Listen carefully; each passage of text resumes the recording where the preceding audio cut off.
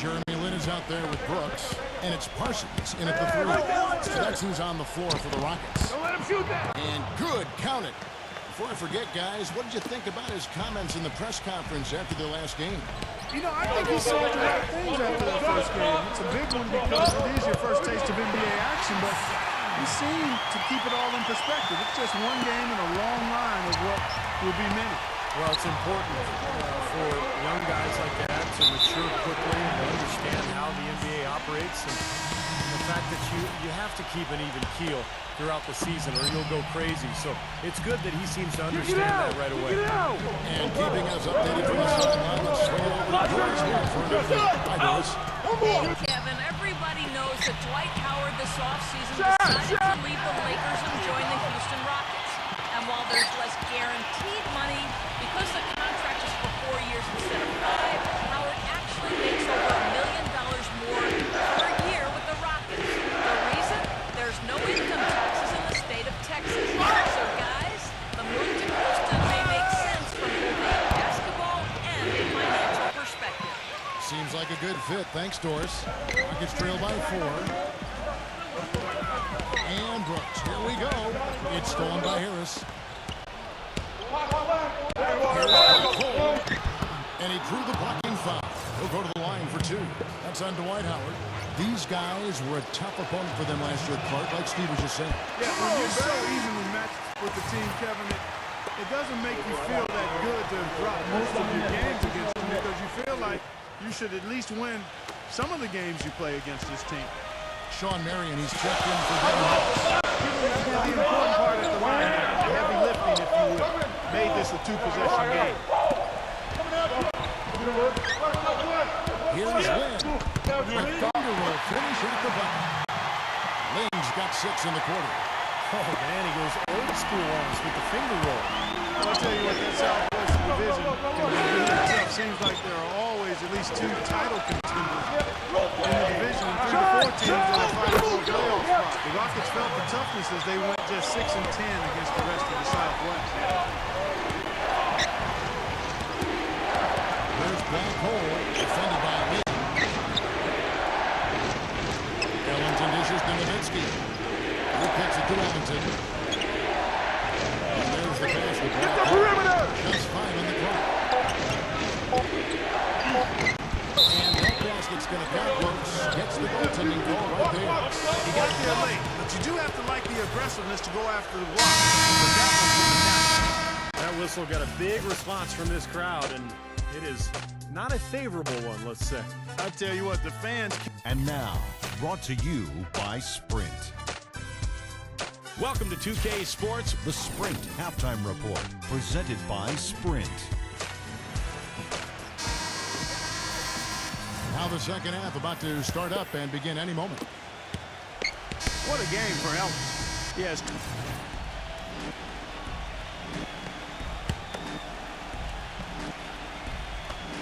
On the floor for Dallas. Black Hole in at shooting guard. Nowitzki is down here. Then there's Calderon. Don't let him shoot That's that. the jumper.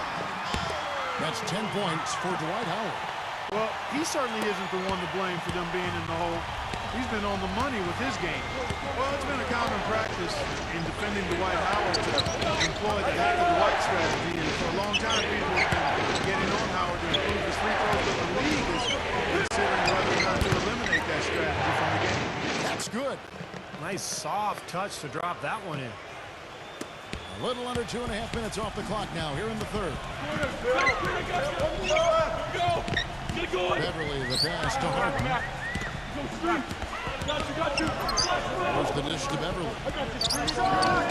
And it's rebounded by Dallas.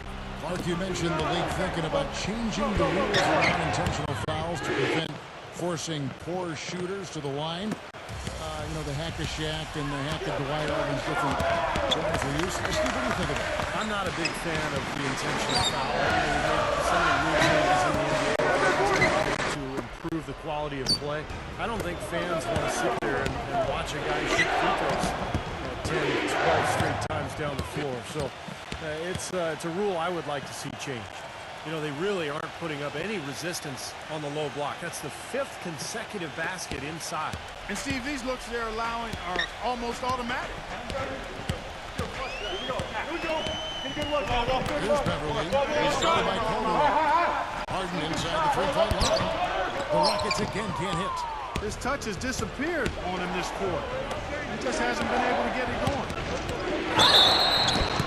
And they're going to count the bucket and send him to the line. It could be a three-point play. With the points he's racked up in the paint, he's taking some pressure off of their perimeter shooter.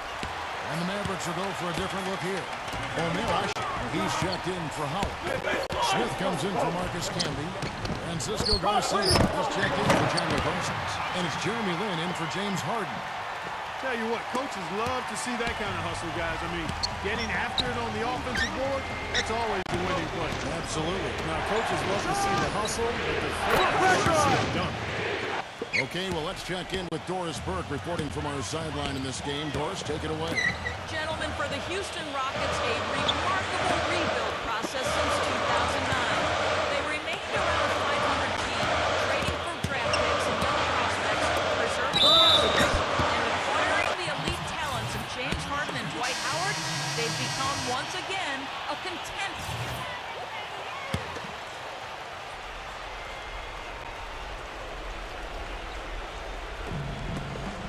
It's Ashik paired up in the front. Looks out there with Patrick Beverly. And it's Cannon in at the 3, the small forward. That's the 5 for Houston right now. On the scoring breakdown so far for the Mavericks. How about the three-point shooting we're seeing so far, guys? Amazing. It's been a hot shooting night for them, too. I mean, they've hit a lot of those mid-range jump shots. Back to Harden. This is a draw. Harden outside. 6 to shoot. To the post. And Asher gets to Harden. And now they trail by just 4. And I like that move to the hoop. To use your speed, go around the bigger defender. Dallas has gone 4-6 from beyond the arc in the fourth quarter so far. And now we've got the intentional foul. Hey, the first one. Boy, he wanted that one to fall.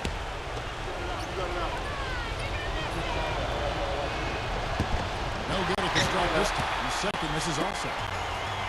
Lot is on the line here. The intensity of focus on so loud in this place. Ooh, a pressure basket right there.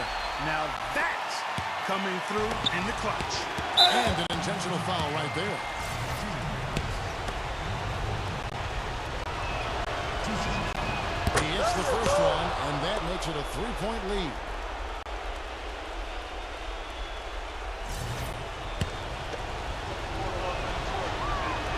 And so both free throws are good. That's a 4-point ball game. And I'll tell you what, those 2 free throws give them some much-needed breathing room, guys. It's now a 2-possession game. Parsons outside. He passes to Howard. Beverly dishes to Harden.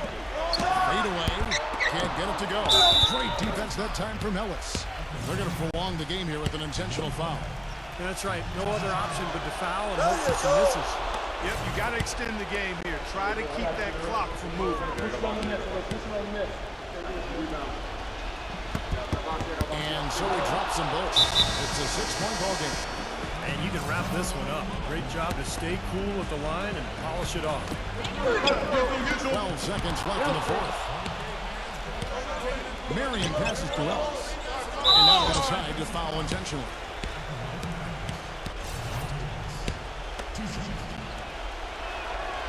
It's the first. That makes it a 7-point lead. And the Mavericks will go for a different look here. So he gets them both, and it's an 8-point game. 5 seconds left in the fourth quarter of this one. And so it's Dallas winning this one.